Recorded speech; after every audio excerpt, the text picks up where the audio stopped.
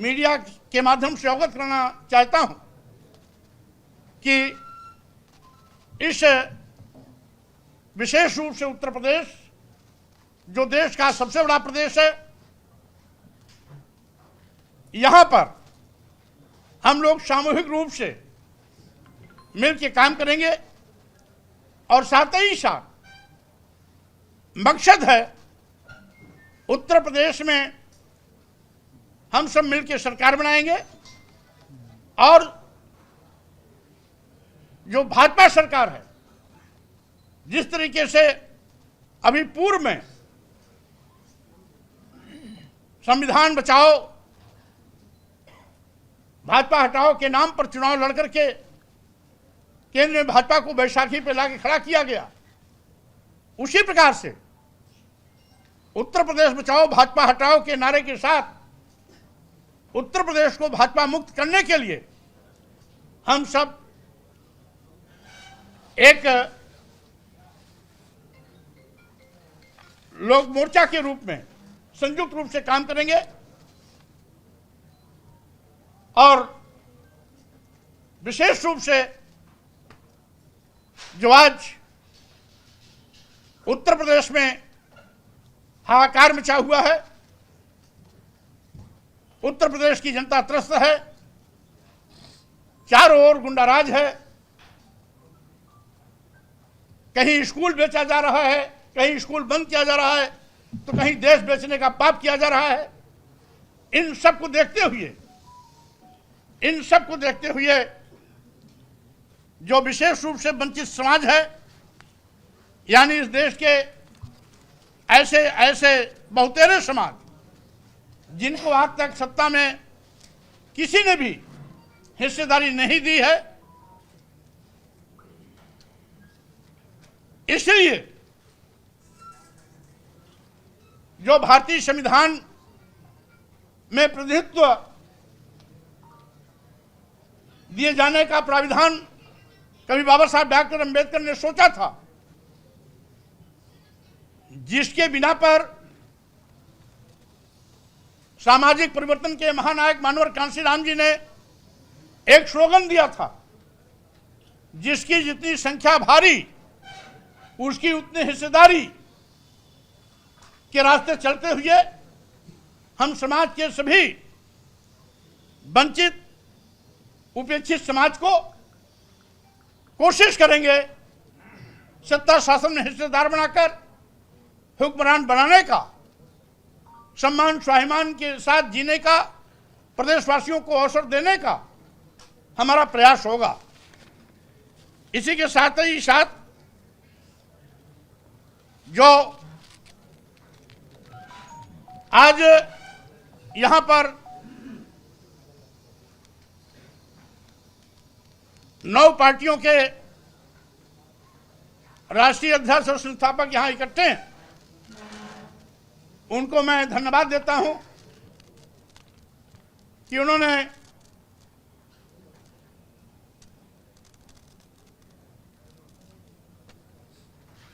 जो कॉमन मुद्दे हैं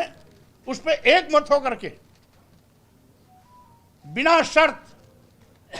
हम लोग सब एक मोर्चे में इकट्ठे हो रहे हैं। उत्तर प्रदेश के विधानसभा 2027 का चुनाव नज़दीक है और वहीं पर राजनीतिक पार्टियां अपना दमखम दिखाने के लिए जुटी हुई हैं और वहीं पर हम आपको बता दें कि पूर्व मंत्री स्वामी प्रसाद मौर्य के द्वारा भी एक नया मोर्चा बनाया गया, जिस मोर्चे को जहां पर आम जनता को जोड़कर किस तरह से एक सम्मति के साथ में अपने आप को मुख्यमंत्री पद का उम्मीदवार भी घोषित कर दिया गया है। नमस्कार, मैं अमित कश्यप और आप देख रहे हैं हंगामा टाइम्स न्यूज़ पॉडकास्ट शो। आज हमारे साथ में पॉडकास्ट शो में बातचीत करने के लिए खास मेहमान हैं केवट रामधनी बिंद। उनसे जानेंगे किस तरह से राजनीतिक जगत में हलचल मची हुई है, जहां पर लगातार देश प्रदेश की नीति उत्तर प्रदेश के ऊपर टिकी हुई है। वहीं पर रणनीति के साथ में कौन बनेगा उत्तर प्रदेश का शहंशाह, ये देखने वाली बात है। वहीं पर हम सीधे रुख करेंगे और जानेंगे और स्वागत करेंगे रामधनी बेन जी का। और आपका बहुत बहुत स्वागत है हमारे पॉडकास्ट शो में। रामधनी जी बेन जी, बताइए, जिस तरह से जो लोक मोर्चा बनाया गया है स्वामी प्रसाद मौर्य ने, वो क्या है और किस तरीके से, क्योंकि आप स्वामी प्रसाद मौर्य के साथ में कार्य भी कर चुके हो, किस तरह से इस मोर्चे को देखते हैं? जैसे आपने लिया स्वामी प्रसाद मौर्य जी का नाम, अभी उन्होंने एक मोर्चा का गठन किया, लेकिन हम बता दें कि उत्तर प्रदेश में तीसरा कोई मोर्चा है तो वह भागीदारी न्याय मोर्चा है, जो हम लोगों ने, जिसमें हमारे राष्ट्रीय अध्यक्ष बाबूराम पाल जी, जो राष्ट्रीय उद्योग पार्टी के राष्ट्रीय अध्यक्ष है, वीर फूलन देवी की जन संगठन के राष्ट्रीय अध्यक्ष रमेश चंद निषाद जी, और मैं केवट रामधनी, भारतीय मानव समाज पार्टी, हम लोग 2 वर्षों से यह मोर्चा बना के चल रहे हैं और पूरे उत्तर प्रदेश के कई जिलों में रैलियों के माध्यम से जनता के बीच में हम अपनी बात को रख रहे हैं। रही बात स्वामी प्रसाद मौर्य जी, अभी उन्हें ऐसी क्या ज़रूरत पड़ गई कि मतलब उन्हें एक मोर्चा बनाने की आवश्यकता पड़ी? इससे पहले वो बसपा में थे, बसपा में से जाने के बाद वो भारतीय जनता पार्टी की सरकार में रहे। फिर जब वहाँ उनकी अच्छी दाल नहीं गली तो वो समाजवादी पार्टी में रहे, वहाँ MLC भी रहे। लेकिन फिर ऐसी राजनीतिक, बोलते हैं उत्तर प्रदेश की राजनीति कोई समझ नहीं पाता है, तो वो फिर एक, इससे पहले एक और कोई पार्टी थी, एक किसी कोई और पार्टी, हम नाम याद नहीं आ रहा है, लेकिन अब वो अपनी जनता कोई पार्टी में के माध्यम से 9 पार्टियों गठबंधन करके एक लोक मोर्चा का निर्माण किया है। तो मैं यह कहना चाहता हूँ कि स्वामी प्रसाद जो मोर्चा बनाया है वो भारतीय जनता पार्टी के इशारे पे वो मोर्चा उनका बना हुआ है। हाँ, जब वो पहले विधायक थे या मंत्री थे, तब तो उन्हें याद नहीं आया कि शोषित और गरीब वंचित समाज के लोग कहाँ हैं, संविधान खतरे में था, तब ये बात उनको याद नहीं आई। तो आज ऐसी क्या आवश्यकता पड़ गई कि मोर्चा बना के और अपने आप को खुद CM घोषित कर लिए? ऐसा पहली बार उत्तर प्रदेश में की राजनीति में हो रहा है कि मोर्चा बनाने के बाद अपने आप को स्वयं मुख्यमंत्री घोषित करना। ये तो जनता तय करेगी ना, जनता जिसे चाहेगी उसे मुख्यमंत्री बनाएगी। लेकिन सही मायने में भागीदारी न्याय मोर्चा ही जो भारतीय जनता पार्टी की जो गलत नीतियां है वो जनता के बीच में उजागर कर रही है, और उसी के साथ में समाजवादी पार्टी भी सरकार में रही और बसपा के लोग भी सरकार में रहे, उनका भी शासन जनता ने देखा। इसीलिए जनता 3 से 4 बार मतलब बसपा को और समाजवादी पार्टी को नकारने का काम कर रही है। अब 2027 के चुनाव में आम जनता उत्तर प्रदेश की भारतीय जनता पार्टी को नकार के भागीदारी न्याय मोर्चा की सरकार बनने के लिए बेकाब हैं। तो केवट रामधनी बेन जी, आपसे एक सवाल हमारा ये भी है, जिस तरह से भाजपा की सरकार में मंत्री भी रहे हैं कि ये स्वामी प्रसाद मौर्य, तो किस तरीके से देखते हैं कि आज यानी कि वो उनको जनता पार्टी या लोक मोर्चा बनाने की आवश्यकता पड़ी, जहाँ पर कहीं ना कहीं संविधान को भी लेकर वो बचाने का आंदोलन छेड़ते हैं और किस तरह से जो आरोप भी लगाते रहते हैं भाजपा पार्टी पर, तो किस तरह से इसे देखते हैं आप? अब देखिए, यह सब जो खेल हो रहा है भारतीय जनता पार्टी का ही खेल है। अगर कोई आम आदमी भारतीय जनता पार्टी के खिलाफ कुछ बोलता है तो उसे जेल हो जाती है या उस पर FIR हो जाती है, मुकदमा होती है। लेकिन अभी तक स्वामी प्रसाद मौर्य जी ने जो भी बयान दिया, उन्होंने अभी तक उनके ऊपर कोई मुकदमा FIR नहीं हुआ, न उनको जेल में डाला गया। तो इससे यह साबित होता है कहीं न कहीं यह स्वामी प्रसाद मौर्य जी भारतीय जनता पार्टी के सांठगांठ से और भारतीय जनता पार्टी की सरकार बनाने में स्वामी प्रसाद मौर्य जी बहुत अहम भूमिका निभा रहे हैं। तो किस तरह से यानी कि जो यूपी की राजनीति है वो कहीं ना कहीं असमंजसों में रहती है, यहाँ पर कौन मुख्यमंत्री बनेगा या कौन विधायक जीतेगा या कौन किसको टिकट मिल जाएगा, ये किसी को नहीं पता रहता है। लेकिन फिर भी किस तरह से 2027 के चुनाव में देखते हैं कि पिछड़ा अति पिछड़ा या किस तरह के लोग इस बार अहम भूमिका निभाने वाले हैं 2027 के चुनाव? देखिए, 2027 में अभी भारतीय जनता पार्टी के सरकार में कुछ OBC की हमारे नेता गठबंधन के अंदर हैं, लेकिन जो BJP गठबंधन में है वो सिर्फ अपने परिवारवाद के ही चक्कर में है। और पहले तो मतलब हम जैसे एक नाम लेंगे संजय निषाद जी, डॉक्टर संजय निषाद, वह समाज को जब सरकार में नहीं थे तो गांव-गांव गली-गली और समाज की युवाओं को लेके मतलब आंदोलन करते, हमें आरक्षण चाहिए, हमें अधिकार चाहिए। आज जब शासन सत्ता में चले गए हैं और डबल इंजन की सरकार है तो वो आरक्षण को भूल गए हैं। सिर्फ अपने बेटा को, अपनी बेटी को और अपने परिवार को बढ़ाने के चक्कर में वो पड़े हुए हैं। उन्हें समाज से और आरक्षण से कोई मतलब नहीं है। और इस तरह के और भी भारतीय जनता पार्टी की सरकार में ओबीसी के नेता है, वो भी उन्हें जब वो सरकार में नहीं रहते हैं तो उन्हें गरीबों की चिंता होती है, और सरकार में जब चले जाते हैं तो अपने परिवार की चिंता होती है। तो अब ऐसे ओबीसी नेताओं को 2027 में आम जनता सबक सिखाएगी। और रही बात अभी उत्तर प्रदेश में तमाम बड़े बड़े नेता, चाहे बसपा की सरकार हो, चाहे समाजवादी पार्टी की सरकार हो या बीजेपी की सरकार हो, लेकिन 2027 के लिए एक अति पिछड़ा समाज जिसमें है बिंद है, केवट है, निषाद है, नाई है, लोहार है, राजभर है, कश्यप है, चौहान है, यहाँ तक छोटे मुसहर समाज के लोग, इनका राजनीति में शासन सत्ता में कोई भागीदारी सुनिश्चित नहीं हुई है। और इन समाज को सभी राजनीतिक पार्टियों ने सिर्फ छलने का काम किया है और अपना उनसे वोट लेते हैं, और वोट लेने के बाद इनका कोई भी कार्य नहीं होता है, ना इनका तक कोई प्रतिनिधि भी नहीं होता है। भले ठीक है, एक किसी बिन को टिकट दे दिए, एक निश्चित टिकट दे के वो पूरे समाज का वोट लेने का काम करते हैं। लेकिन हमें सिर्फ एक विधायक और सांसद नहीं बनाना है, हमें तो शोषित, गरीब, वंचित का अधिकार चाहिए। जैसे हम मांग कर रहे हैं भागीदारी न्याय मोर्चा, हमें सामाजिक न्याय समिति रिपोर्ट लागू होनी चाहिए। और आरक्षण का जो होता है वर्गीकरण, आरक्षण में 3 खंड किया जाए, जिससे जो अति पिछड़ा समाज में जो लोग हैं, ओबीसी या मान लीजिए जो लोग जिसको अधिकार नहीं मिला है, जो शासन सत्ता में नहीं पहुंच पाए, उन्हें भी वो लाभ मिले। यह हमारी भागीदारी न्याय मोर्चा और भारतीय जनता समाज जो ये जाति जनगणना होने वाली है, इसको किस तरह से देखते हैं? देखिए, जाति जनगणना होनी चाहिए, अच्छी बात है, जिसकी जितनी संख्या भारी उसकी उतनी हिस्सेदारी, लेकिन उससे पहले उत्तर प्रदेश में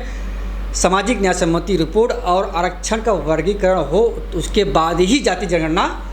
होनी चाहिए। यानी कि जाति जनगणना होनी चाहिए, इसके समर्थन में इसके हम समर्थन में हैं, लेकिन हम इससे पहले हम सामाजिक न्याय समिति आरक्षण का वर्गीकरण हम चाहते हैं। अगर यह नहीं हुआ तो हम इसका जाति जनगणना का विरोध करेंगे, हमारा जो मोर्चा उसका विरोध करेगा। अच्छा, जैसे आपने जो आरोप लगाया कि स्वामी प्रसाद मौर्य पूर्व मंत्री जो हैं वो भाजपा की टीम बी बन करके काम कर रहे हैं, और किस तरह से एक देश एक चुनाव को देखते हैं? देखिए, एक देश एक चुनाव यह लोकतंत्र की हत्या है, क्योंकि जब चुनाव यह मतलब एक जो आम जनता एक पर्व के माध्यम से देखती है कि हाँ चुनाव आया है, लोग खुशहाली होती है, और आम जनता को सरकार बदलने का मौका घड़ी घड़ी मिलता है। और यह भारतीय जनता पार्टी यह नहीं चाहती कि मतलब यह सरकार आम जनता के माध्यम, जैसे आज बीजेपी की सरकार है जो झूठ, फरेब, धोखे से हिंदू मुसलमान करा के तमाम षड्यंत्र रंच के वो शासन सत्ता में पहुंच जाती है। लेकिन उसे यह भी विश्वास है कि उत्तर प्रदेश नहीं, पूरे भारत देश की जो आवाम है वह कभी भी किसी भी व्यक्ति को जब चाहे अपने वोट के माध्यम से पलट सकती है। और यही भारतीय जनता पार्टी को डर लग रहा था कि अगर हम एक बार चुनाव में आ जाए तो फिर हम लोकतंत्र में चुनाव आयोग में कुछ ऐसा परिवर्तन कर दें ताकि हम ही राज करें और सारी पार्टियां ख़त्म हो जाएं। तो मैं इसे गलत मानता हूं। एक देश एक चुनाव, और देश हित के लिए और आम जनता के लिए यह सुरक्षित नहीं है। और स्वामी प्रसाद मौर्य जी इसमें बहुत फॉर्म में चल रहे हैं। अब तो फॉर्म में, क्योंकि उनको भारतीय जनता पार्टी का सही मिला हुआ है, हमेशा टीवी चैनलों में हर जगह, और अपने उनके जो बयान होते हैं और उनके बयान से ऐसा लगता है कहीं ना कहीं वह बीजेपी के कहने पे वह बयान देते हैं, और उन पर कोई केस न मुकदमा होता है। तो कहीं ना कहीं आने वाले समय में सिर्फ अपने स्वार्थ की राजनीति के लिए वह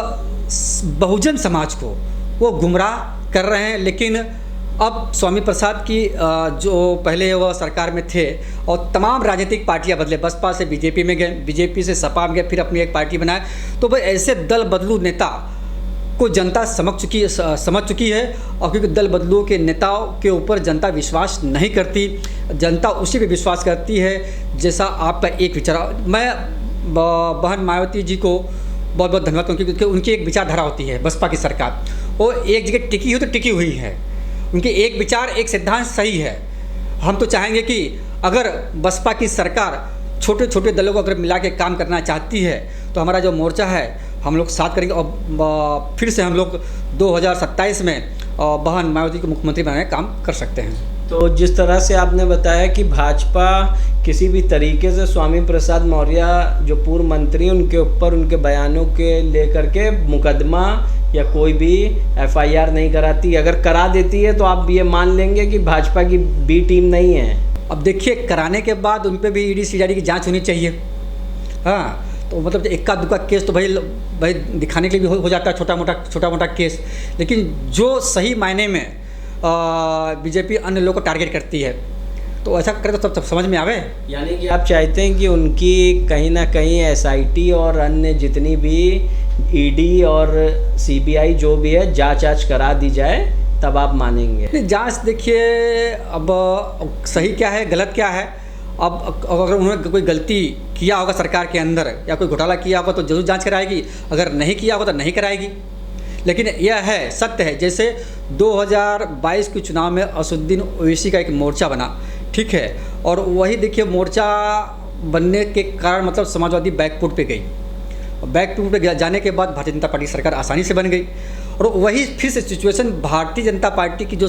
की सोच है, जो उनकी रणनीति है, तो वही फार्मूला 2027 के लिए अब मोहरा बन गए, स्वामी प्रसाद मौर्य जी मोहरा बन गए। तो ये थे हमारे साथ में केवट रामधनी बिंद, भारतीय मानव समाज पार्टी के राष्ट्रीय अध्यक्ष। वहीं इनसे हमने बात किया जिस तरह से इन्होंने गंभीर आरोप स्वामी प्रसाद मौर्य पूर्व मंत्री के ऊपर लगाए हैं कि जो उन्होंने जनता पार्टी या जो मोर्चा उन्होंने बनाया है वह एक धोखा है जनता के साथ में, और कहीं ना कहीं बीजेपी को फ़ायदा पहुंचाने के लिए उनके द्वारा ये कार्य किया जा रहा है। जहां पर भाजपा के एजेंडों को लेकर के भी हमने बात किया कि किस तरह से जो जाति जनगणना है या किसी भी तरह का जो 2027 के चुनाव में जो बीजेपी के वादे थे वो किस तरह के थे, और वहीं पर इन्होंने गंभीर आरोप पूर्व मंत्री स्वामी प्रसाद मौर्य के ऊपर लगाया है कि जिस तरह से वो बयानबाजी करते हैं भाजपा उनके ऊपर मुकदमा कराए और उनके ऊपर जांच बैठाए, ताकि वह इनको जो इनका आरोप है कि भाजपा की बी टीम बन के वह काम कर रहे हैं, तो इससे कहीं ना कहीं जो राजनीतिक दल हैं उनके अंदर भी विश्वास जागेगा और वो जान पाएंगे कि आखिरकार कौन किसके साथ में है। आप देखते रहिए हंगामा टाइम्स न्यूज़ पॉडकास्ट शो। हम आपको फिर जल्दी मिलेंगे किसी खास मेहमान के साथ, शख्सियत को लाते रहेंगे और आपको दिखाते रहेंगे। नमस्कार।